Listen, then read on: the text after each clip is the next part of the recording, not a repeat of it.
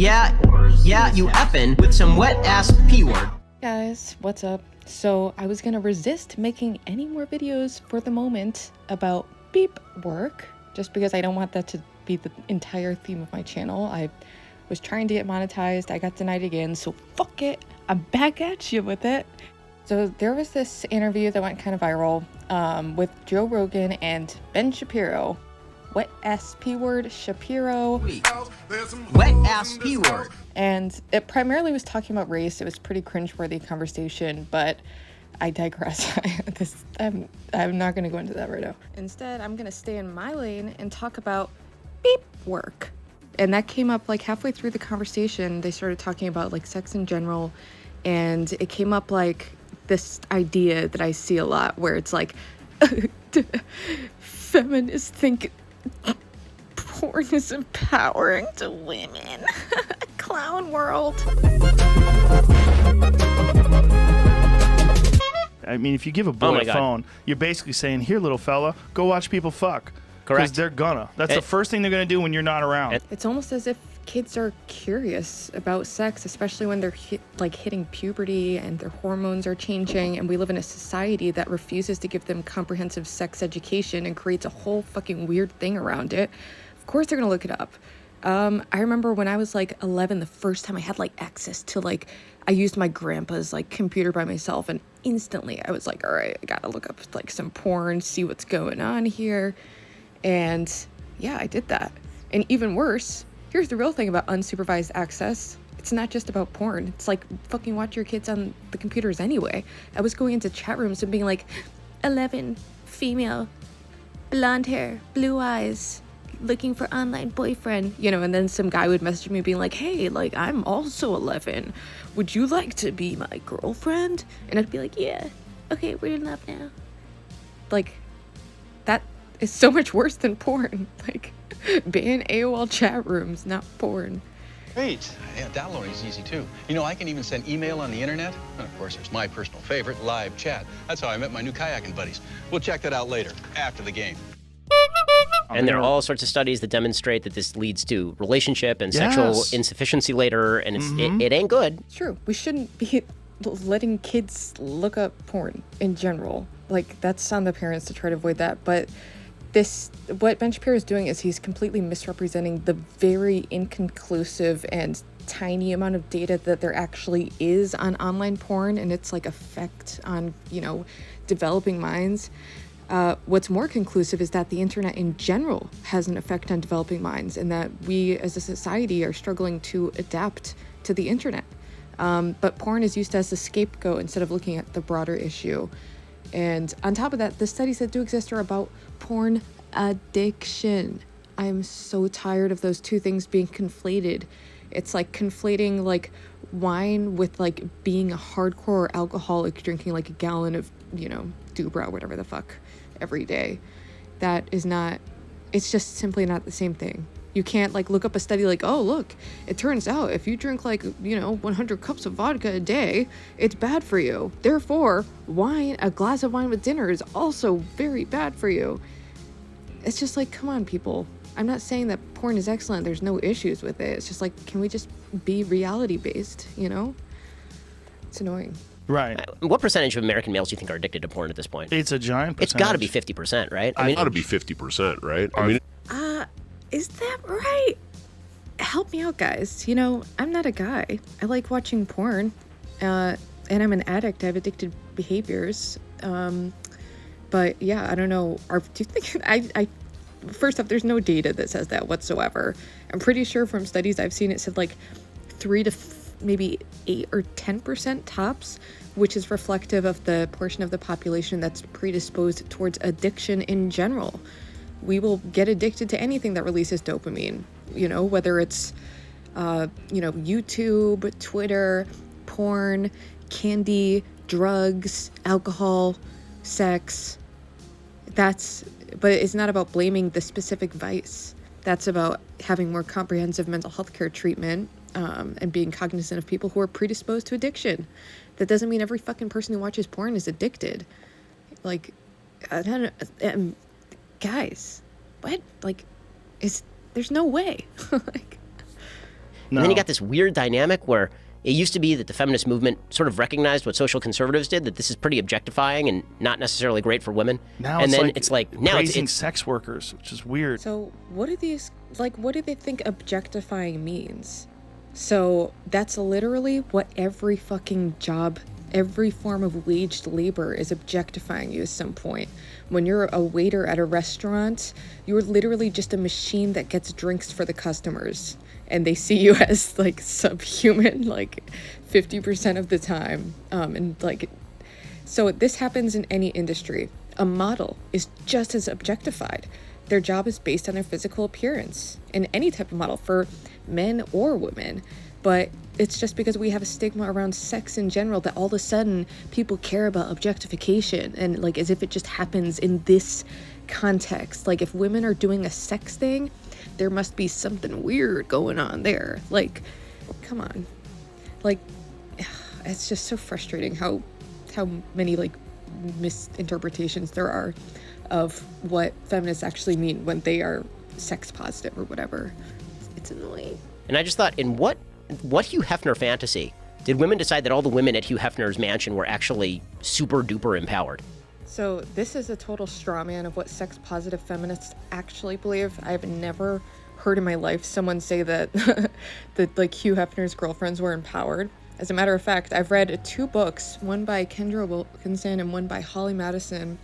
And Holly Madison's one especially is a total expose on how controlling and exploitative Hugh Hefner was to his, quote, like, girlfriends. Like, they weren't allowed to wear certain colors of lipsticks. They had, like, a 9 o'clock curfew. They had to ask his permission to do things. And they had, like, weekly, like, sexual obligations where, like, 9 of them would get in a room and just, like, systematically take turns, like, you know, doing sex stuff with Hugh. He also was really into Quaaludes and still had them like into the 2000s, which where the fuck do you get Quaaludes in 2000? He must have been like stockpiling them for a long time. But yeah, not fucking empowering. That's such a straw man. I hate this. Like, I commented on someone's Twitter recently because they were like, don't respect sex workers. And I was like, you know, like, what the fuck? And they're like, oh, I know sex work is so empowering, my empowerment. And I'm like, no, it could be disempowering or empowering, just like any other fucking job. And just like every other industry, there's a lot of exploitation and disempowering shit happening, especially to people who are poor and vulnerable, and who lack options. So they go into fields they're not comfortable with. I would say it's a small segment of people who are actually meant to be like in the adult industry. People with a high sex drive, exhibitionists, people who actually enjoy that. For them, it is absolutely empowering to do something you love and get paid a shitload of money for it. Like, what do people think empowering means? It means to have power. Like, and it's really ironic because these same people who are like, huh, so empowering, huh? In the same breath, they'll be like, women have too much power because of OnlyFans. So that just goes to show they really could not give less a fuck about empowerment or anything. It's just the lizard brain being like, oh, yeah, this is a little icky. I don't really like it. Like, therefore, no one else should do it. And my perspective is the perspective. And I have a total fucking lockdown on the truth because I'm a fucking teenage boy. Like, I don't know. I mean, you guys know I'm always down to debate this. So if there's some argument I'm missing, I'm just so tired of like my side being completely misrepresented, or people looking at like an 18-year-old college student and think that's like the leader of feminist theory. Like, these people who are like overzealous like SJWs are representative of what the vast majority of feminists believe, which is absolutely not true. Just like, you know, misogynists on the internet are not representative of all men whatsoever. It's an annoying minority of the population that makes us all look fucking bad. Like, come on. What happened that became like empowerment? Like, where was the shift? I think the shift was in women's sexual liberation, where we decided to advocate for the rights of women to do what they want with their own bodies without being stigmatized or slut-shamed for engaging in the same kind of behavior that a male would engage in. It's really annoying that like these guys are acting like this is somehow inherently like immoral. Like, the way I look at it is, I don't experience shame for the fact that, you know, I've struggled with addiction. I'm not ashamed that I used to be a stripper. Right when I started this channel, I was like, you know, I'm just gonna put it all fucking out there because I really could not give a fuck. But do you know what I do feel ashamed about? Like, I broke plans with my mom yesterday. I feel horrible. Those are things that are bad. What's bad is not living up to your ideals and values. It's treating people poorly. There's nothing bad about having healthy, consensual sex. And women are allowed to have sex for whatever reason they want to. People have sex for all kinds of reasons that we might not think are ideal. A lot of people, you know, there are men who have sex to feel like validated, or they view it as some kind of like game, like with pickup artists, where it's just about getting another notch in the belt. The sex is like actually secondary. But yeah, that's what shifted. And we realized that we need to advocate for the rights of the most vulnerable women in the population, which is often sex workers. Who else is gonna fucking advocate for themselves? Like, it just was logically flawed for feminists to work against the interests of a subset of women who are already vulnerable and very prone to exploitation and being viewed as subhuman, because it's deeply tied into viewing a promiscuous woman in general as being dirty or immoral, etc., etc. So yeah, that's where the shift occurred. Anyway, there's really not much else I need to add to this. I didn't write anything down. This is all just off the top of my head, so hopefully I was somewhat articulate. And also, I can't not comment on the wet ass P word.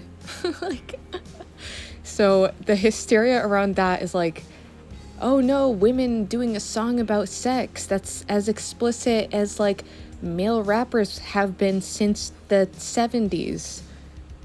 It's like, what do you think is going on here? It's a fun, ridiculous song about sex that talks about sex explicitly because it's for adults. Like, yeah. So I really don't get the moral panic, the pearl clutching, the hysteria. Be hysterical over Tekashi 6ix9ine, a child abuser who's reached the top of the charts. Be hysterical over Pornhub as a website that actually exploits sex workers and exploits human trafficking victims. Be fucking outraged that we're literally in a pandemic where hundreds of thousands of people are dying. We have a completely fucking incompetent leader of this country that's alienated us from the world stage at large and made us all look like fucking idiots. There's a million things to be outraged by, but women doing sex stuff is so on the bottom of the list. Sex is a personal thing. It is up to the individual what they want to do with their sexual health, like their private parts, okay? Their P words, you could say.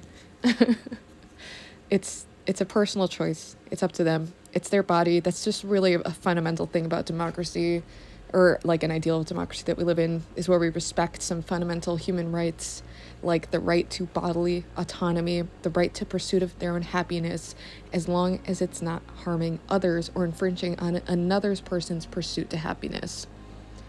So yeah, anyway, if you think I'm majorly wrongo, then feel free to leave me some comments, or maybe we could do a live stream or something, because I just don't get it.